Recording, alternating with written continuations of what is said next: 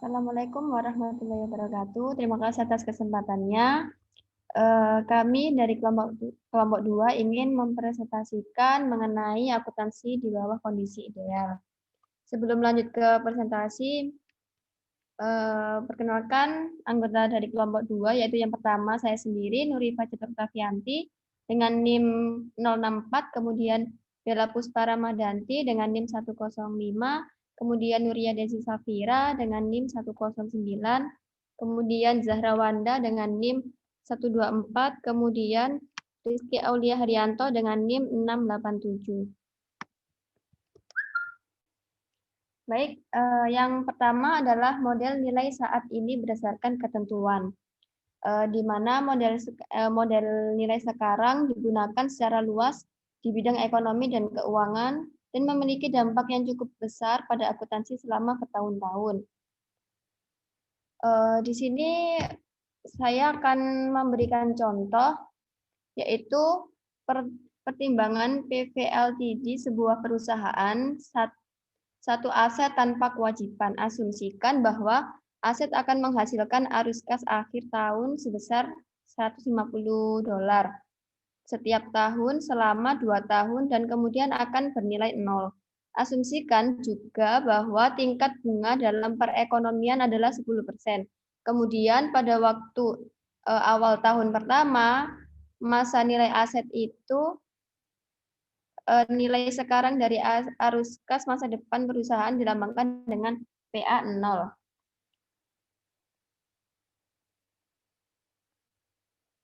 Baik, untuk perhitungannya itu, di mana PA 0 itu sebenarnya rumusnya adalah $150 itu dibagi 1 dan ditambahkan dengan tingkat bunga. Tingkat bunganya kan 10%. Jadi hasilnya itu $150 dibagi 1,10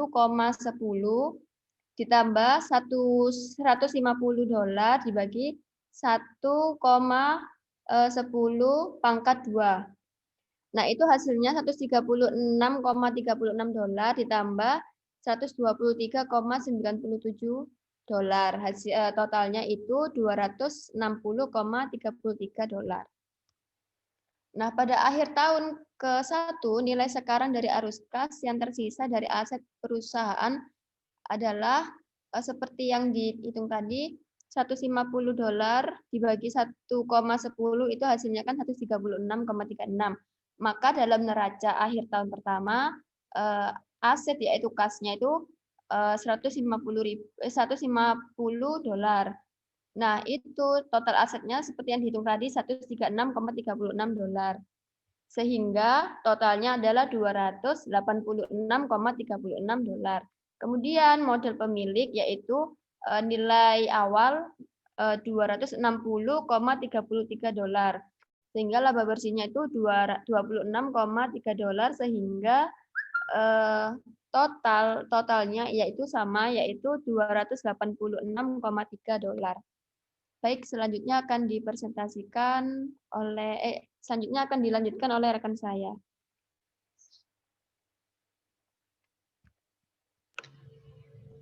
Baik, terima kasih atas kesempatannya. Saya Bella Puspa Ramadanti dengan NIM 105. Di sini saya akan menjelaskan tentang model nilai saat ini di bawah ketidakpastian. Nah, di e-book sudah ada contohnya. Dengan mempertimbangkan bahwa perekonomian bisa saja buruk atau keadaan baik setiap tahun. Jika dalam keadaan buruk, arus kas akhir tahun akan menjadi $100 untuk tahun ini. Namun, jika dalam keadaan baik, arus kas akhir tahun akan menjadi $200 untuk tahun ini. Estimasikan bahwa setiap tahun kondisi buruk dan kondisi baik masing-masing terjadi dengan probabilitas 0,5. Maka kita buat estimasi. Yang pertama, untuk bagian 1, kita membuat estimasi perekonomian negara buruk di mana kinerja perusahaan rendah dengan arus kas sebesar $100. Kemudian, kita membuat estimasi kedua untuk bagian 2, yaitu perekonomian negara baik dengan kinerja perusahaan tinggi sebesar arus kas sebesar $200. Next.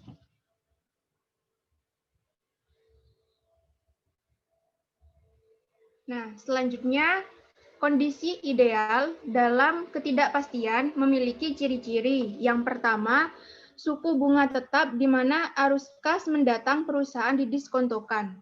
Maksudnya, suku bunga pada saat ini dengan suku bunga pada masa mendatang itu tetap atau stabil, serta harus didiskontokan. Kita sebagai pihak perusahaan juga harus menentukan suku bunga berapa agar bisa didiskontokan. Dengan begitu, perusahaan melakukan penetapan suku bunga agar dapat stabil antara masa kini dengan masa mendatang. Kedua, kejadian mendatang atau state of nature diketahui publik dan sempurna. Misalnya, perusahaan dalam keadaan buruk dengan arus kas sebesar $100, maka semua pihak termasuk investor juga harus mengetahui ketika perusahaan yang mereka investasikan mengalami penurunan kinerja atau kinerja buruk. Sebaliknya, jika perusahaan mengalami keadaan baik dengan arus kas sebesar $200, maka pihak internal maupun eksternal juga harus mengetahui bahwa perusahaan yang mereka pegang atau yang tempat mereka bekerja itu mengalami kenaikan kinerja perusahaan. Yang ketiga, probabilitas kejadian objektif dan diketahui umum. Maksudnya peluang untuk menghitung berapa nilai sekarang yang diharapkan itu kita harus mengetahui berapa probabilitas dari perusahaan tersebut. Apabila kita sudah mengetahui probabilitas dari perusahaan tersebut, maka kita bisa menghitung komponen yang ada dalam laporan posisi keuangan dan juga yang ada di laba rugi. Yang keempat, realisasi kejadian mendatang observable.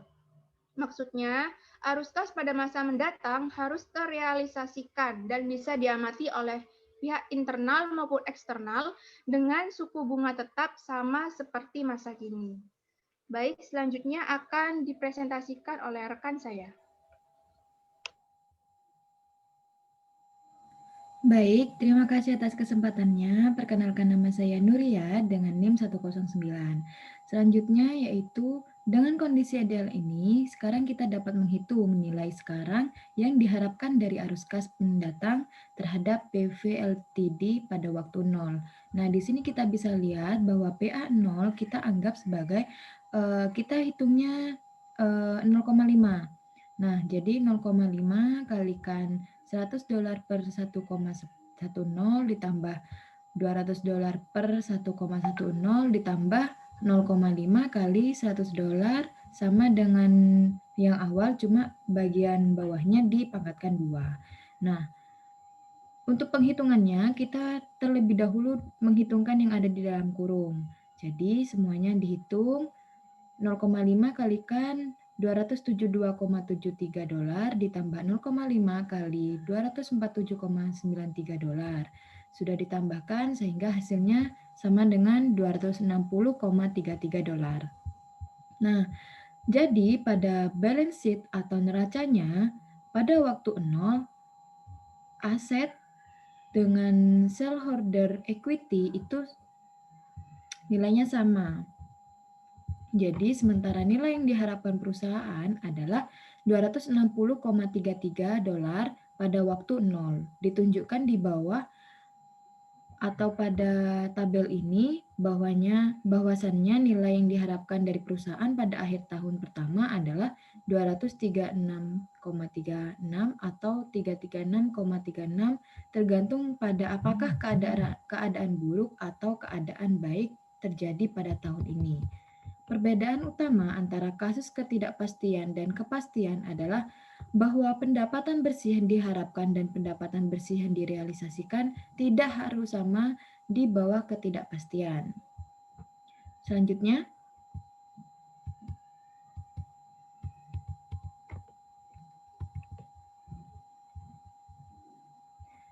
selanjutnya ada contoh akuntansi nilai saat ini. Beberapa perusahaan asuransi secara sukarela melaporkan nilai tertanam sebagai informasi tambahan.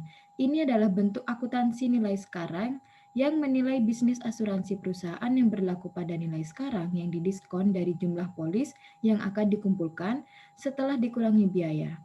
Biaya-biaya ini terdiri dari pajak penghasilan dan biaya untuk modal yang harus dimiliki perusahaan sebagai cadangan untuk komitmen kebijakan. Nilai tertanam tidak termasuk nilai sekarang dari bisnis masa depan yang diharapkan. Jadi, ini bukan penilaian penuh bisnis saat ini. Namun demikian, dengan memberikan perkiraan nilai sekarang, bisnis yang sebenarnya berlaku, ini memberikan informasi yang sangat relevan. Di sini sebagai contohnya adalah Manulife Financial Corporation. Nah, di sini sudah terdapat perhitungannya, semua dijumlahkan, ada yang dikurangi, sehingga mendapatkan nilai tertanam per sahamnya adalah $20,02. Sekian dari saya, selanjutnya akan dilanjutkan oleh rekan saya. Terima kasih. Baik, terima kasih atas kesempatannya. Perkenalkan, nama saya Darwanda dengan NIM 124. Di sini saya akan menjelaskan mengenai akuntansi pengakuan cadangan atau yang biasa dikenal dengan RFA atau Reserve Recognition Accounting. Sulit dikatakan bahwa perusahaan minyak dan gas beroperasi di bawah kondisi yang pasti, sehingga konsekuensinya yaitu kita harus mempertimbangkan adanya SFAS 69 dalam hubungannya terhadap model nilai sekarang di bawah ketidakpastian, di mana akuntansi nilai sekarang diterapkan untuk persediaan minyak dan gas ini dikenal sebagai Reserve Recognition Accounting atau yang disebut dengan RFA. Kemudian yang selanjutnya yaitu kritik terhadap RFA. Terdapat banyak perusahaan minyak multinasional lainnya yang melaporkan informasi RFA, yang salah satu contohnya yaitu yang ada di buku yaitu Husky. Terdapat beberapa ketentuan untuk mengurangi masalah keandalan, seperti cadangan terbukti disertakan, harga rata-rata minyak dan gas untuk tahun digunakan daripada harga yang diharapkan ketika cadangan dicabut dan dijual. Namun, ketentuan ini mengurangi relevansi karena sejauh mana nilai sekarang yang dihasilkan memprediksi arus kas masa depan dengan risiko yang berkurang. Sehingga, salah satu solusinya yaitu penggunaan RRA ini lebih relevan dengan biaya historis cadangan yang terbukti. Seperti pada tabel, yaitu terdapat perkiraan dalam mengalami kesalahan, sebagaimana dibuktikan oleh substansial dari estimasi sebelumnya, seperti pada tabel 2.3 pada gambar. Di mana dapat kita lihat pada tabel 2.3 ini terdapat penghasilan bersih dari Husky Energy dari hasil gas dan minyaknya yaitu sebesar $248 dengan nilai estimasi kuantitas cadangannya yaitu sebesar 34. Meskipun jelas bahwa manajemen berhati-hati tentang RRA, hal ini tidak selalu berarti bahwa RRA tidak memberikan informasi yang berguna bagi investor. Seperti yang disebutkan bahwa RRA ini lebih relevan daripada informasi biaya historis dan langkah-langkah lainnya yang digunakan untuk mengatasi adanya masalah keandalan. Sehingga dapat dipastikan bahwa penggunaan RRA ini sangat berpotensi bagi para investor. Untuk melihat potensi kegunaannya, seperti pada contoh Husky Energy Inc., bandingkan laba bersih 2012 yang berbasis nilai sekarang dari tabel 2.3 dengan biaya historis berdasarkan pendapatan pada tahun 2011, di mana lebih besar dibandingkan dengan laba bersih pada tahun 2012-nya. Perbandingan laba bersih di bawah dua dasar diperumit oleh fakta bahwa perhitungan nilai sekarang hanya berhubungan dengan cadangan terbukti. Namun, mari kita ambil contoh, yaitu adanya 956 juta dolar keuntungan dari operasi untuk tahun 2011 yang ditunjukkan pada tabel 2.4, yang mana sebagai analog biaya historis pada laba bersih 2012 dengan net value base yaitu sebesar 248 juta dolar pada tabel 2.3. Next slide. Kemudian yang selanjutnya, di sini saya akan menjelaskan pertimbangan kesulitan yang dihadapi oleh manajer dan akuntan Husky Energy dalam menerapkan kondisi ideal, yaitu yang pertama, pertimbangan yang pertama yaitu suku bunga dalam perekonomian yang tidak tetap. Meskipun telah ditetapkan bahwa suku bunganya yaitu 10%, tetapi di dalam perusahaan Husky ini terdapat adanya suku bunga yang tidak tetap, atau suku bunga yang digunakan tersebut berubah setiap periodenya. Hal inilah yang membuat salah satu penyebab perusahaan Husky tersebut mengalami kesulitan dalam menerapkan kondisi ideal. Kemudian pertimbangan yang kedua, himpunan status sifat yang mempengaruhi jumlah harga dan waktu produksi di masa depan jauh lebih besar dari himpunan dua keadaan sederhana. Hal ini diakibatkan karena lingkungan yang kompleks di mana tempat Husky tersebut berada, di mana minyak dan perusahaan gas ini beroperasi. Kemudian yang ketiga yaitu masalah more fundamental, di mana probabilitas status objektif dari cadangan terbukti, jumlah, dan waktu tidak tersedia. Sehingga konsekuensinya yaitu kebutuhan probabilitas keadaan subjektif untuk dinilai oleh insinyur dan akuntan Husky. Dengan hasil yang terstandarisasi, ukuran itu sendiri merupakan perkiraan subjektif, bukanlah perkiraan objektif. Sehingga ukuran yang dihasilkan pada perusahaan Husky ini hanyalah merupakan perkiraan semata yang tidak berpandangan terhadap suatu masalah yang sebenarnya terjadi di dalam perusahaan tersebut. Karena kesulitan tersebut dalam menerapkan kondisi ideal,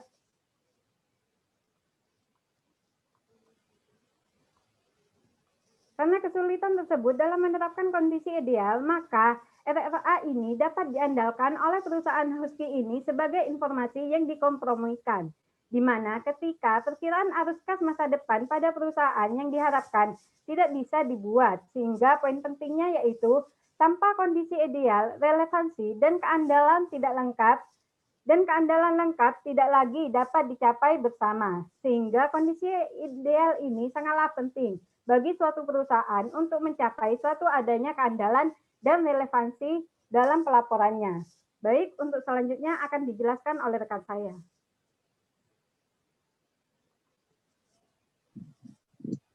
Baik, terima kasih atas kesempatannya. Perkenalkan, nama saya Rizky Aulia Haryanto dengan NIM 687 akan melanjutkan presentasi dari rekan saya. Yang selanjutnya adalah ringkasan RRA.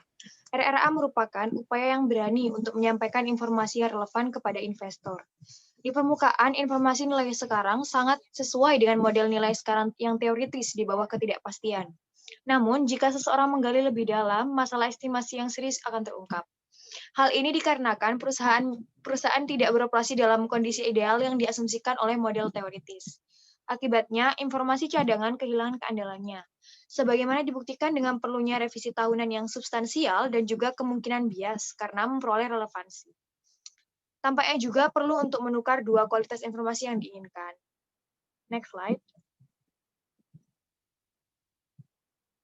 Baik, yang selanjutnya adalah akuntansi biaya historis diperbaiki. Yang pertama bisa kita lihat di sini yaitu perbandingan pengukuran dasar yang berbeda. Prinsip ini tidak menyatakan berapa banyak amortisasi yang harus diperoleh, kecuali untuk indikasi yang tidak jelas bahwa amortisasi harus disistematis dan rasional.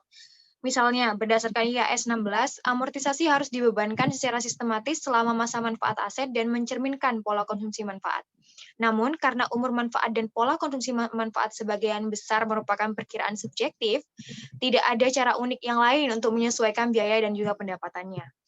Sebagai hasil dari ketidakjelasan ini, sangat terbuka bagi metode amortisasi seperti garis lurus, saldo menurun, dan sebagainya.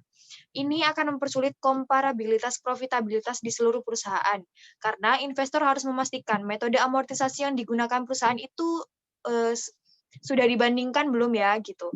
Kemudian ketidakjelasan juga mengurangi keandalan, karena manajer perusahaan memiliki ruang untuk mengelola profitabilitas yang dilaporkan melalui pilihan metode amortisasi yang digunakan, berdasarkan masa manfaat juga.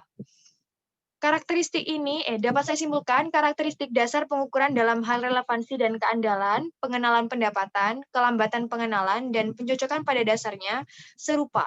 Namun, kita akan menggunakannya secara bergantian, tergantung yang mana yang cocok dengan perusahaan kita dan yang dibutuhkan. Jadi, untuk mengatakan bahwa akuntansi biaya historis memiliki relevansi yang rendah, tetapi cukup dapat diandalkan, adalah untuk meningkatkan bahwa akuntan menunggu sampai bukti objektif tersedia sebelum mengakui pendapatan. Biaya historis tertinggal dalam mengakui perubahan nilai aset dan liabilitas, dan juga bahwa biaya historis adalah proses pencocokan.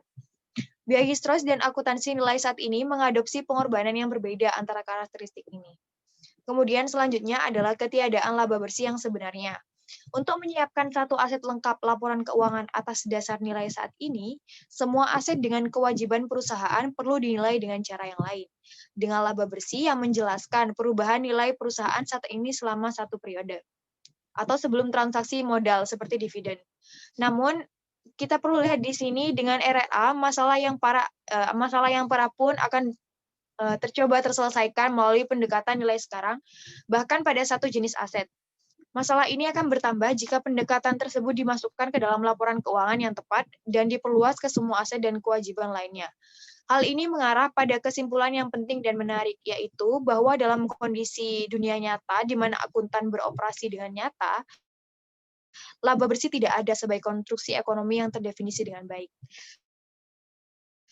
Sebagai bukti, cukup pertimbangkan laba bersih RRA Husky misalnya, yang sebesar 2 di masalah mendasar adalah kurangnya probabilitas status objektif.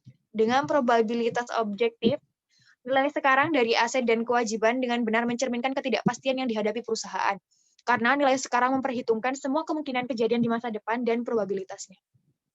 Dalam hal lain, informasi akuntan benar-benar relevan serta sepenuhnya dapat diandalkan, dan juga pendapatan ekonomi yang sebenarnya ada.